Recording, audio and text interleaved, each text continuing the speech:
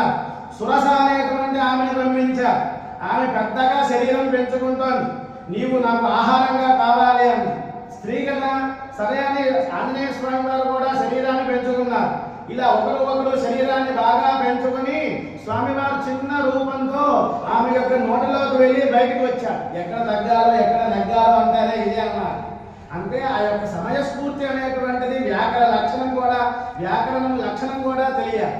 ఆ విధంగా చాలా శభాష్, ఆనందంగా ఉన్నావు, నీవు చేసినటువంటి పని చాలా ఆనందంగా ఉంది, భేష్ ఉంది, నీకు విజయం కలుగుతుంది అంటుంది అని చెప్పారన్నమాట. అథవా మైథిలీం దృష్ట్వా రామంచ అక్లిష్టకారిణం ఆగమిష్యామి తే వక్త్రం సత్యం ప్రతిశృణోమి తే. మా అమ్మ సీతమ్మని చూసిన తర్వాత మళ్ళీ వస్తానమ్మా అంటే కుదరదు అంటే అప్పుడు నోట్లోకి వెళ్ళి బయటికి రాగానే చాలా